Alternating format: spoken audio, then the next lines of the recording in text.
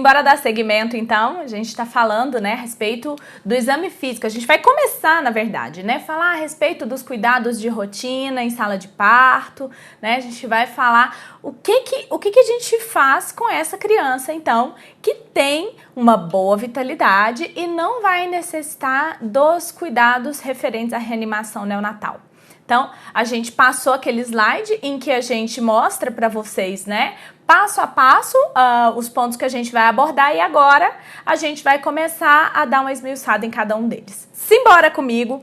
Então, a gente tem que pensar aqui, primeira coisa, clampeamento do cordão umbilical, certo? Então, o RN a termo, com boa vitalidade, deve ser secado e posicionado sobre o abdômen da mãe ou ao nível da placenta por, no mínimo, 1 minuto. Olha só, tem questões aqui, ó, presta atenção nisso aqui, ó, hashtag presta atenção aqui, ó, vamos pôr um hashtagzinho aqui para vocês se atentarem. Algumas questões vão trazer pra gente assim, em RN a termo, né, quanto é considerado clampeamento tardio do cordão umbilical. Mas em outras situações, eles vão perguntar isso no geral. E aí você precisa analisar se entre as alternativas existe essa diferenciação, né, do RN pré-termo e do RN de termo, ok? Por quê? Porque um RN pré-termo menor que 34 semanas, a SBP fez 2 diretrizes de reanimação neonatal. A primeira, né, é para RN acima de 34 semanas, ok?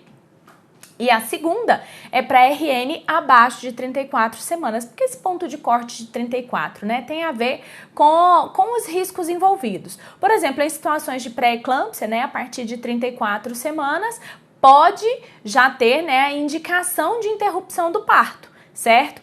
Antes de 34 semanas, aí eles vão ter que avaliar os sinais de gravidade materna, sinais de gravidade do feto e pesar, né, a questão do custo-benefício, e em muitas situações pode ser necessário interromper o parto mesmo antes das 34 semanas.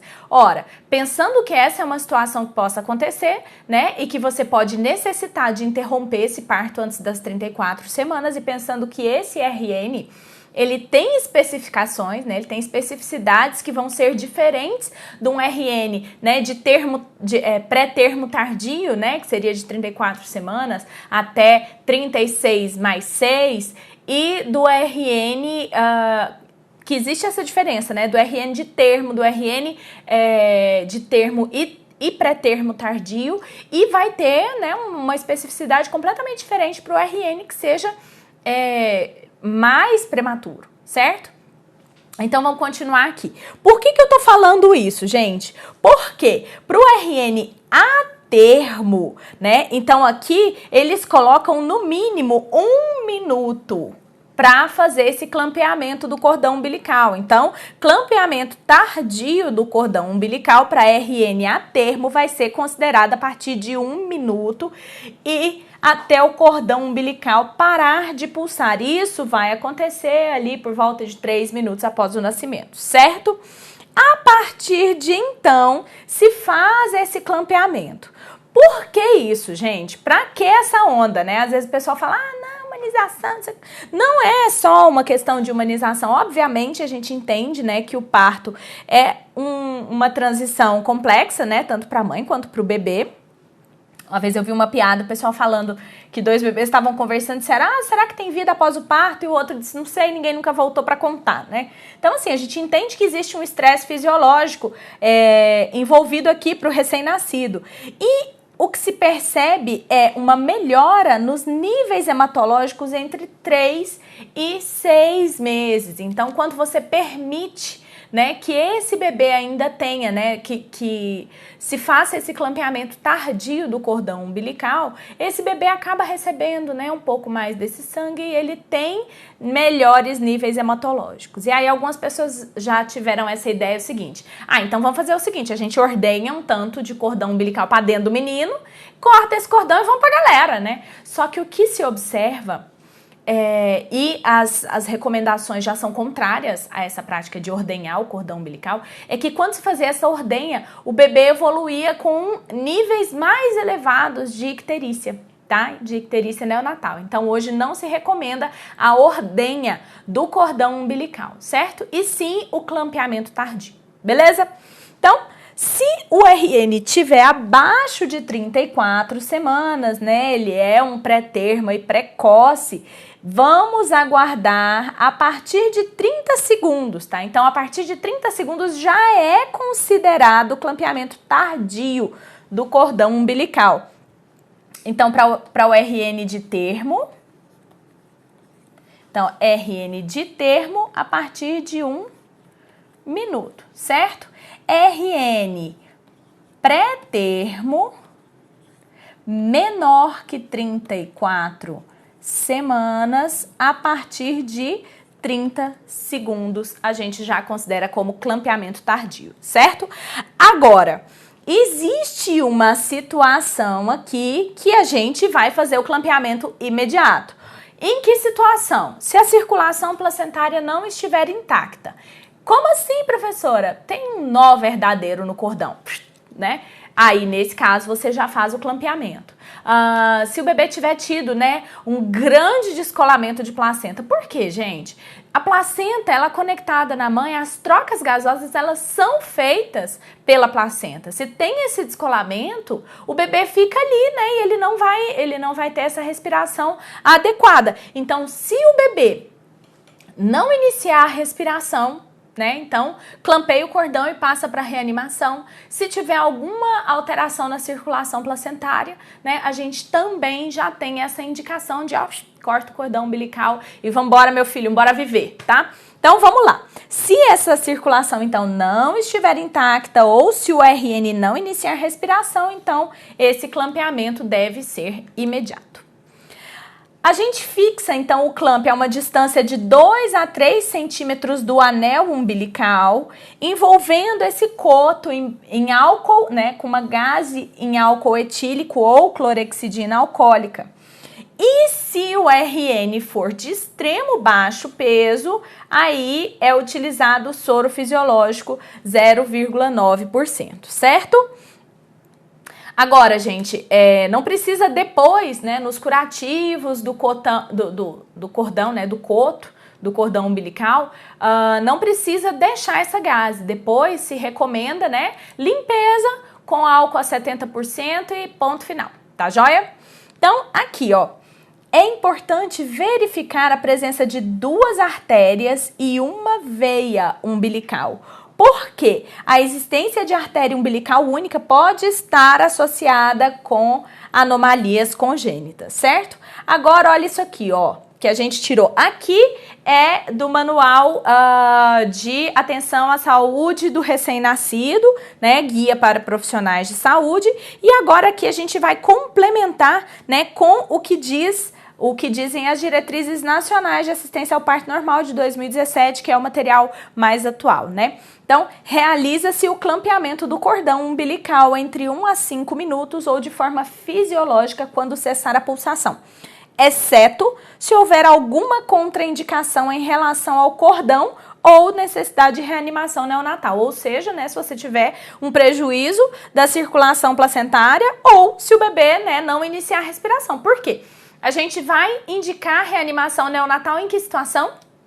Se o bebê não estabelecer um padrão ventilatório regular e suficiente para manter uma frequência cardíaca acima de 100 BPM. Não é esse o ponto de corte? Então, se o bebê não estiver respirando, o que ele vai precisar? Manobra de reanimação. Belezinha?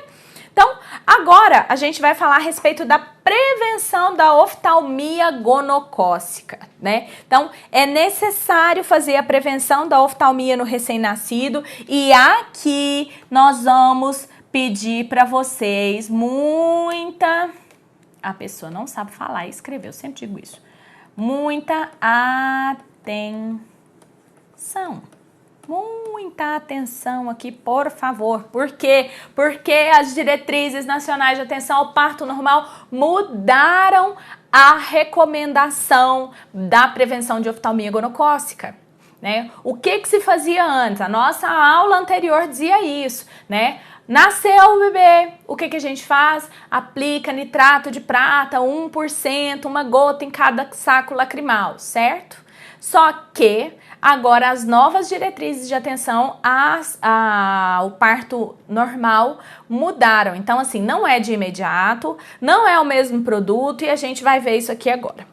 A profilaxia da oftalmia neonatal deve ser realizada de rotina nos cuidados com o recém-nascido, queridos. Isso aqui não importa se é parto normal ou cesariana, tá? A gente tá puxando aqui a questão da prevenção trazida pelas diretrizes, né, de atenção ao parto normal, mas o manual de 2014 do Ministério da Saúde, né, o guia para os profissionais de saúde, dizia que tanto para o bebê nascido de parto normal quanto para o bebê nascido de cesariana, você precisa então fazer essa prevenção da oftalmia, ok? Então, o tempo de administração agora, né, eles colocaram para até 4 horas após o nascimento. Então, ampliaram o tempo. Como diz a nossa queridíssima professora Fernanda Barbosa, onde tem número, tem questão. Então, você presta atenção nesse tempo aqui, certo? Outros números importantes aqui. O primeiro produto recomendado no momento, então, é a pomada de eritromicina 0,5%, ok? Como alternativa, em segundo lugar, tetraciclina 1%. E se não houver nada disso, aí sim o nitrato de prata 1%. Então, vamos lá. Esses dias teve uma aluna que me mandou via rede social uma pergunta: professora, mas isso aqui não caiu a recomendação do nitrato de prata? A banca colocou como gabarito nitrato de prata. Qual foi o grande problema? É que na questão eles colocaram eritromicina, se não me engano, 2%. Tetraciclina, enfim, eles mudaram a porcentagem dos produtos e o único que estava na porcentagem correta era o nitrato de prata. Por isso, o nitrato de prata acabou sendo o gabarito, certo? Então, assim, muita atenção nas porcentagens, porque acaba que as bancas, em algumas situações, se atêm a esses números e se você ler rápido, passa rapidão ali e aí acaba errando. Tá joia? Então, vamos lá. Recomenda-se, então, eritromicina 0,5%. Vamos subir aqui uma escadinha, né? Não. Vamos subir? Vamos subir, então, uma escadinha. Eritromicina 0,5%. Não tem tetraciclina.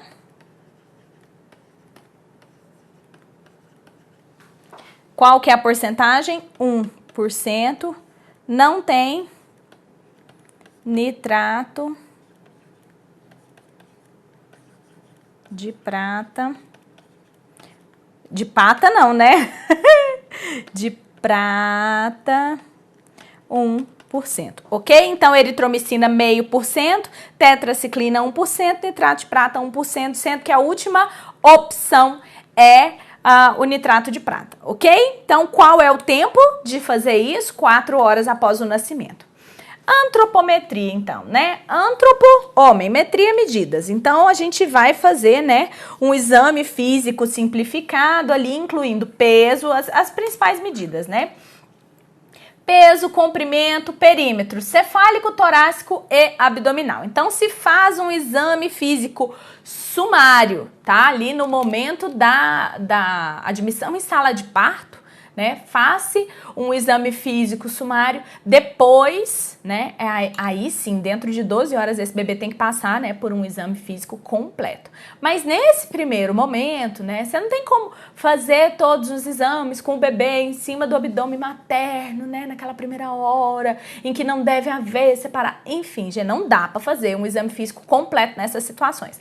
Mas também não dá para negligenciar. Então, é fundamental que se veja o estado geral do bebê, as condições dele, né, de ventilação, perfusão, né, a gente avalia o índice de Apgar, a gente verifica, né, como é que tá esse bebê e faz um exame físico geral, mantendo, né, essa verificação dos dados antropométricos, ok? Que mais? Detecção de incompatibilidade sanguínea materno-fetal. No momento da admissão é esperado que se tenha, né, a tipagem sanguínea da mãe. Às vezes pode acontecer de não ter, por não ter feito pré-natal, por ter feito um pré-natal incompleto, né? E a gente precisa saber, então, tanto a tipagem ABO dessa mãe, quanto a tipagem RH dessa mãe. Então, para prevenção dessa incompatibilidade. Então, a gente colhe sangue do cordão umbilical dessa criança para ver o quê? Tipo sanguíneo e ver se tem alguma incompatibilidade e CUMBS direto. Então, verificar se existem anticorpos, né, contra células sanguíneas desse bebê que tenham sido produzidos pela mãe, ok? E aí, nesse caso, se a criança... mas pra quê? Porque se essa criança tem incompatibilidade sanguínea, se tem CUMBS positivo, existe um risco maior de que essa criança venha apresentar hemólise.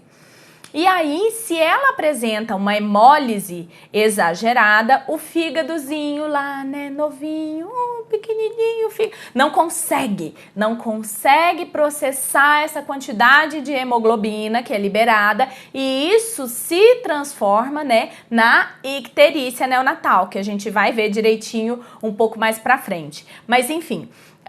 então existe um risco aumentado, né, dessa criança ter formas graves de icterícia, né, e acabar evoluindo para kernípteros, ok? Então, uma das coisas que se faz é coletar sangue da mãe e do cordão umbilical para determinar os antígenos do sistema ABO e RH, ok?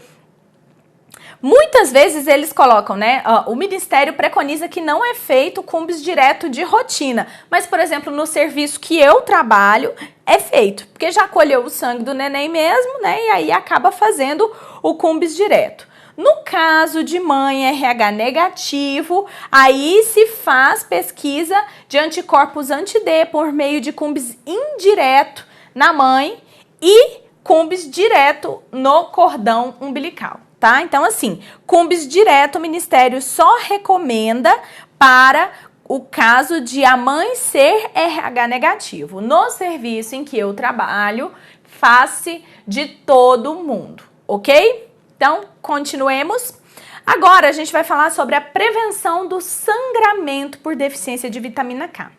Todos os bebezinhos, todos os recém-nascidos devem receber vitamina K para profilaxia da doença hemorrágica. A vitamina K, ela tá presente e ela é fundamental na cascata de coagulação, certo? O bebezinho, ele ainda não tem, né, essa vitamina K produzida por ele, porque esse bebê, ele não produziu nada até o momento na vida dele, né? Então, assim, você precisa, né, administrar essa vitamina K para que se diminua o risco de doença hemorrágica do recém-nascido.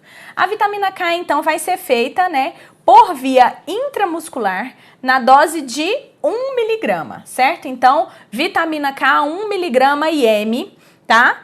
Por quê? Porque tem a melhor relação custo-benefício, ok? Custo-efetividade. Agora, pode ser que os pais recusem a administração intramuscular. Pode ser que os pais morram de dó e etc. Não vai dar injeção no meu bebecinho, não vai fazer. E aí, o que você vai fazer, então? Oferecer a administração oral da vitamina K, certo? E esses pais, então, vão ter que ser advertidos que isso vai seguir, né, as recomendações do fabricante e que vai precisar de várias doses. A dose oral, então, é de 2 miligramas ao nascimento ou logo após, seguida de mais 2 miligramas entre o 4º e o 7º dia. Momento esse em que o RN provavelmente, né, estará de alta, estará lá na casinha dele e essa família, então, vai ter que, né, ser orientada e cumprir essa determinação de fazer a outra dose. Gente, não é comum, essa história de falar assim, não vai fazer, né? Normalmente o pessoal informa que vai ser feito e não tem grandes estresses não, sabe? Eu ainda não vi acontecer no meu tempo de trabalho em maternidade. Mas o Ministério abre essa possibilidade e você precisa saber, então, quanto é a dose da vitamina K. Feita por via intramuscular, ela tem uma maior efetividade, então a dose não precisa ser tão grande, você vai fazer 1 mg/m. Feita por via oral, você vai ter que fazer 2 mg/m e repetir, né, mais 2 mg entre o 4º e o 7º dia de vida, beleza?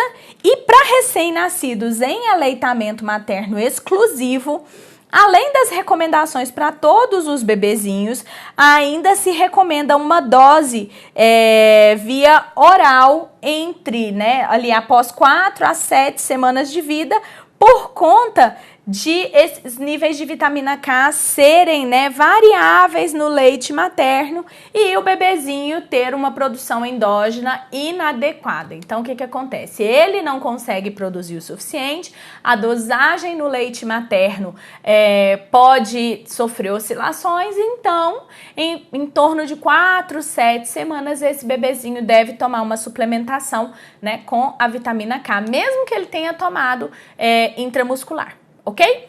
Então, para recém-nascido em aleitamento materno, né, além dessa recomendação em aleitamento materno exclusivo, além da recomendação para todos os outros, a gente vai fazer 2 mg via oral após 4 a 7 semanas. Realização de sorologia para sífilis e HIV, então, é necessário coletar sangue materno para determinar a sorologia para sífilis. Caso a gestante não tenha realizado sorologia para HIV no último trimestre ou o resultado não estiver disponível no dia do parto, faça o teste rápido anti-HIV o mais breve possível e, né, se o teste for positivo, deve ser administrada então zidovudina profilática, ok? Identificação do recém-nascido, o bebezinho nasceu, ele tem cara de quem? De ninguém, né, gente? Vamos combinar. Este bebê precisa ser identificado, né, juntamente com a mãe, então precisa ter uma pulseira, certo? Que faça essa identificação do bebê, do binômio, né? Então, o Estatuto da Criança e do Adolescente, no artigo 10, regulamenta a identificação do RN mediante o registro de sua impressão plantar e digital e da impressão digital da mãe. Essa identificação é feita no prontuário. Pulseiras devem ser colocadas na mãe e no RN no momento. Nasceu, coloca a pulseira, né, para não ter risco de troca, contendo o nome da mãe, o registro hospitalar, a data e a hora do nascimento e o sexo do recém-nascido. Essas pulseiras devem ser mantidas com o binômio mãe e filho até o momento da alta. Isso só tira em casa, tá? Para que a gente evite, né, situações de intercorrência, para que a gente consiga, então, ter a identificação correta dos pacientinhos, ok? Agora, o protocolo nacional, né, de identificação, né, o protocolo do Programa Nacional de Segurança do Paciente diz o seguinte, que a identificação do recém-nascido requer cuidados adicionais. Por quê? Num paciente comum, em qualquer paciente, né, na maioria das vezes ele tem como se identificar, ele tem como responder por si, a não ser que ele seja, né, incapacitado, que tenha algum problema. Mas mesmo que seja essa a situação, digamos que chega um familiar e ele consegue dizer, não, esse é fulano, é meu filho, né? E um bebê, né? O bebezinho, gente, eles têm cara... Sabe aquele bebê que pode parecer com todo mundo? Pois pronto, é essa a situação. Então é muito complicado você dizer assim, se você misturar os meninos tudo ali, é complicado você dar uma separada neles, né? Então o que se faz? A recomendação para a identificação de recém-nascidos, ela tem que ser mais criteriosa ainda, ok? E o que o Programa Nacional de Segurança do Paciente fala pra gente? Né? A pulseira de identificação deve conter minimamente a informação do nome da mãe, o número do prontuário do recém-nascido, bem como outras informações padronizadas pelo serviço de saúde. O serviço deve prever o que fazer caso a pulseira caia ou fique ilegível. Então, assim, no serviço onde eu trabalho, a gente tem pulseiras numeradas. Então, você só tem aquela numeração, né? Então, a gente trabalha com pulseiras de binômio. Identifica-se, né, o nome da mãe, a data de nascimento, o horário, sexo da criança, número de prontuário, etc e tal. Coloca tudo isso na pulseira e essa pulseira tem uma numeração própria, que é a mesma numeração da mãe e do bebê. E este bebê só sai de dentro da instituição caso a numeração coincida. Então, digamos que a pulseira esteja ficando ilegível, no momento da admissão, essa pulseira foi conferida. Quem vai fazer a admissão tem que conferir e evoluir em prontuário essa conferência, né, da pulseira binômio. Então, a gente confere os dados com a mãe. Vem cá, mãe, vamos conferir aqui, ó. Fulana das Chagas da Silva Sauro, RN de Fulana das Chagas da Silva Sauro, nascido tal hora, né? Enfim, é um menino. Aí a mãe fala, é isso mesmo, muito bem. Com todos esses dados conferidos, a gente vai para o prontuário, né? Admitido, você coloca, né, todos os dados, como veio, de que tipo de transporte que veio, se foi cadeira, se foi maca, evolui todas essas informações, o estado geral, etc e tal, e conferida a identificação, pulseira número tal. Ponto. A partir daí, digamos que a pulseira fique ilegível. Mas o número, né, a pulseirinha impressa, né, o que fica mais ilegível é a caneta, né, porque a gente escreve ali, às vezes molha, etc e tal. Aí, nesse caso, a gente confere o número de uma da outra e refaz a pulseira e evolui, que foi feita nova pulseira devido a isso, isso e isso, ok? Agora, quando cai, já teve uma situação em que a mãe virou pra mim e falou assim, olha, enfermeira, o guarda não quer me deixar embora, não. Eu falei, por que ele não quer te deixar embora? Ela disse, não, porque o meu neném tá sem pulseira. Eu falei, mas é porque você não vai a lugar algum mesmo. A pulseira teve que vir de outra cidade, porque o povo pegou as roupinhas do neném, levou pra lavar, etc e tal, enfim. Eu sei que esse povo só sai, ainda bem que era assim, era outra cidade, mas não muito longe, de maneira que o pessoal levou a bendita da pulseira, a gente conferiu a pulseira pra poder sair o menino de alta. Se não, nada feito.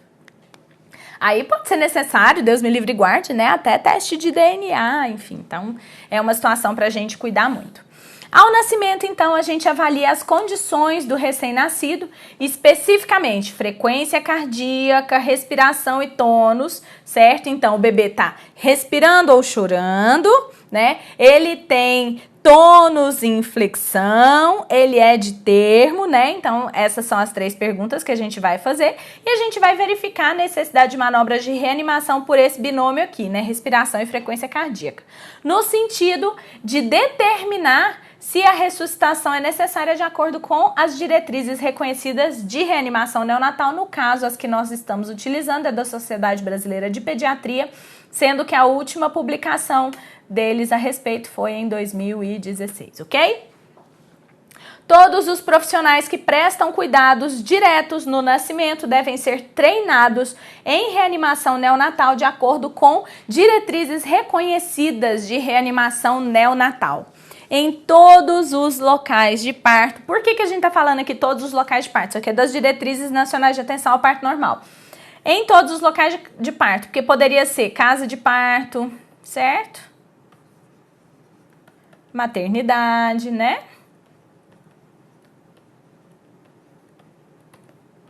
Centros de parto normal, enfim. Em todos esses locais, o que é necessário? Planejar o cuidado e ter em mente que pode ser necessário chamar por ajuda se o recém-nascido precisar de ressuscitação. Assegurar que existam recursos para a ressuscitação e para a transferência do recém-nascido para outro local, se necessário. Desenvolver fluxogramas de referência de emergência e implementá-los, se necessário. E, gente, é muito importante dizer que as diretrizes nacionais de atenção ao parto normal não se aplicam para parto domiciliar, tá? A diretriz não fala a respeito disso, tá? Se o recém-nascido precisar de ressuscitação básica, iniciar com ar ambiente, minimizar a separação do recém-nascido e da sua mãe, levando em consideração as circunstâncias clínicas. Então, se o bebê não precisar de reanimação, ele fica junto com a mãe. E vamos fazer o seguinte, ó, esse slide aqui acabou, assim, o tempo acabou na transição desse slide. Então, a gente vai repetir esse slide, porque eu não quero falar ele corrido, tá joia? Então, a gente vai repetir ele vai ser o primeiro slide do próximo bloco. A gente vai beber um golinho d'água e tá voltando. Simbora.